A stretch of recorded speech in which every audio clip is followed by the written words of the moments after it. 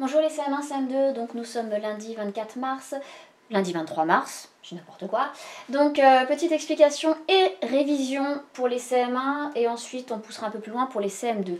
Révision autour de quoi? Autour de la multiplication d'un nombre décimal par 10, 100 et 1000. Normalement on l'a pas mal travaillé en classe, j'espère que ça va vous rappeler des choses que je vais faire. Ne pas tomber dans le piège qu'on avait vu, 8,3 fois 10, ça ne va pas me donner 8,30, d'accord? Attention, nous ne sommes pas avec des nombres entiers. Donc, pour remettre du sens, si jamais je place 8,3 dans mon tableau de numération, 8, ce sont les unités. Donc, mon 8, je vais le placer ici. Ma virgule ici, et 3 correspond au dixième. Donc, 8,3, je le placerai comme ceci. On avait vu que quand on multipliait un nombre décimal par 10, ou même n'importe quel nombre entier par 10, on va l'agrandir. Ça veut dire que, qu'est-ce qui se passe? Mon 8 qui était dans les unités, si je multiplie par 10, il va être 10 fois plus grand. S'il est 10 fois plus grand, il ne va plus être dans les unités, il va se retrouver dans les dizaines. Donc je vais décaler mon 8 d'un cran vers la gauche dans mon tableau de numération. Il sera ici. Mon 3 qui était dans les dixièmes, on l'a agrandi, il est 10 fois plus grand, je n'ai plus de dixièmes, ça devient des unités. Et je peux garder ma virgule, je me retrouve avec 83. Si j'ai rien derrière, ça veut dire 83,00. Autant vous dire que ça devient un nombre entier, je peux l'écrire 83. C'est-à-dire que mon unité est devenue des dizaines et mes dixièmes sont devenus des unités. Ensuite, quand je vous dis 15,77 multiplié par 10, pareil, si je place 15,77 dans mon tableau, je vais avoir 5 unités, une dizaine, et ensuite 7 dixièmes et 7 centièmes. Qu'est-ce qui va se passer? Je multiplie par 10, donc mon nombre va devenir 10 fois plus grand. Donc, même chose, je vais décaler d'un cran vers la gauche chacun des chiffres de mon tableau. C'est-à-dire que mes dizaines deviennent des centaines, mes unités deviennent des dizaines, mes dixièmes deviennent des unités, et mes centièmes deviennent des dixièmes.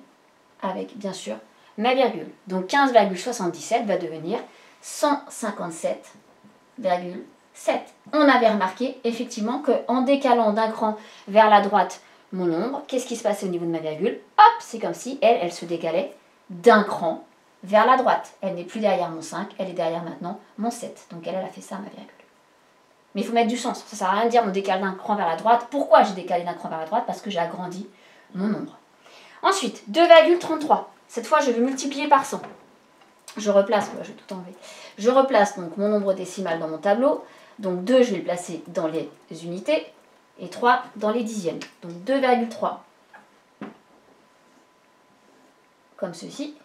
Même raisonnement. Mon 2, je vais l'agrandir et je vais avoir un nombre plus grand. Attention, maintenant je ne suis plus en train de multiplier par 10, je suis en train de multiplier par 100. Donc mon nombre va être 100 fois plus grand. Ce qui fait que je vais décaler cette fois mon nombre de 2 crans vers la gauche. Je ne vais pas avoir des dizaines, je vais avoir des centaines parce que je multiplie par 100. Donc mon 2 se retrouve dans les centaines.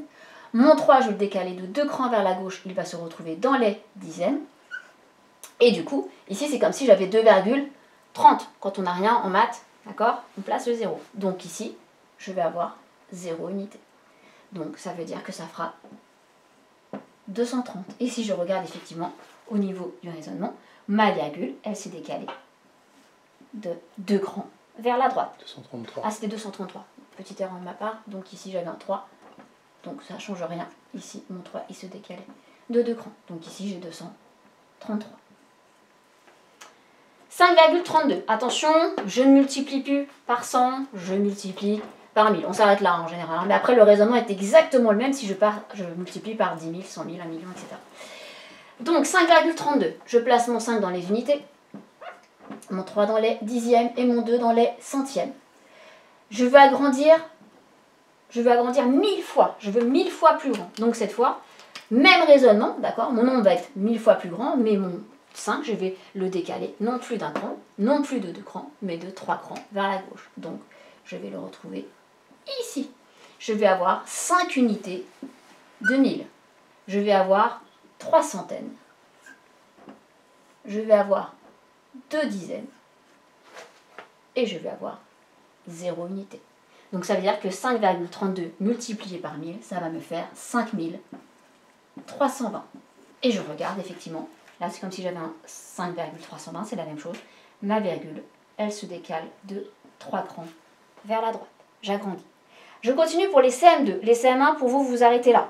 Parce que vous êtes avec des multiplications décimales. Là, moi, j'enchaîne avec les CM2 pour vous montrer aujourd'hui comment on va faire si on s'amuse à diviser. C'est-à-dire qu'on va faire l'opération inverse. Alors, je vais reprendre avec d'autres valeurs, mais ça sera exactement la même chose. Si, par exemple, je vous dis 5,4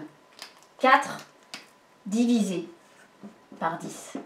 Là, je ne multiplie plus. Hein. Attention, je vais diviser. Je replace dans mon tableau 5,4, 5 unités et 4 dixièmes. Alors là, il va falloir réfléchir au sens de ce que je suis en train de faire. Mon nombre, comme je le divise, il va être plus petit. Je vais le rétrécir. Donc, comme je vais le rétrécir, cette fois, je ne vais pas partir vers la gauche, mais je vais partir vers la droite. Donc, mon 5, je vais le décaler d'un cran vers la droite. Ce qui était des unités va devenir des dixièmes. Mon 4 qui était des dixièmes va devenir des centièmes. Et du coup, mon 5 s'est décalé. Ici, je n'ai plus d'unité. Donc, j'ai 0 unité. Donc, j'écrirai 0,54. 5 dixièmes, 4 centièmes. Vous voyez que là, si je regarde mon nombre, on a fait la chose inverse de tout à l'heure. Ma virgule, au lieu de se décaler d'un cran vers la droite, ma virgule s'est décalée d'un cran vers la gauche. Et je place ma virgule derrière le 0. Je continue. Si vous avez par exemple 4,36 et je vous demande de diviser par 100. Même chose, je réfléchis. Qu'est-ce que je vais avoir? Je divise par 100. Donc mon nombre, il va être 100 fois plus petit. Si vous m'écrivez une valeur plus grande, ça n'a pas de sens. Vous êtes en train de faire une division. Donc votre valeur après est forcément plus petite qu'au départ. Donc 4,36, si je le place dans mon tableau, j'ai ceci. Maintenant, attention, je divise non plus par 10, mais je divise par 100. Ça veut dire que mon 4, je ne vais pas le décaler d'un cran vers la droite, mais je vais le décaler de 2 crans. Donc il va se retrouver dans les centièmes. Et puis mon 3, il va se retrouver dans les millièmes. Et puis mon 6, il se retrouverait dans les... Qu'est-ce que j'ai après les millièmes? Les 10 millièmes. Donc là, j'ai plus de place. Je ne peux pas vous placer.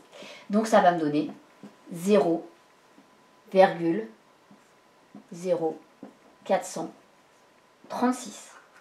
Si vous regardez bien, j'ai décalé ma virgule de 2 crans vers la gauche. 1 et 2. Donc j'ai bien mon 4 ici qui est dans les centièmes, mon 3 qui est dans les... mon 4 qui est dans les centièmes, mon 3 qui est dans les millièmes, et mon 6 qui est dans les 10 millièmes. Bon, on n'a pas trop travaillé sur les 10 millièmes, mais c'est pas grave. Et si jamais je vous fais, par exemple, 121,3 divisé par 1000. Alors, je vous place 121,3 divisé par 1000.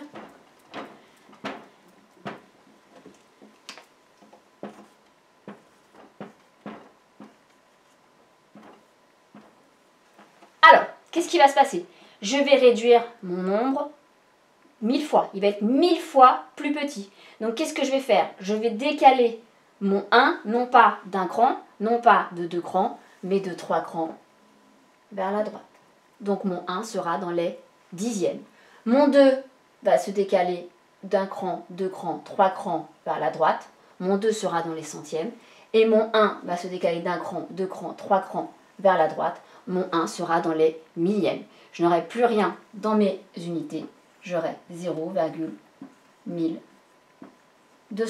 Si je regarde, ma virgule va se décaler de 3 crans vers la gauche. 1, 2 et 3. 0,1213. Voilà, j'espère que ça va aller.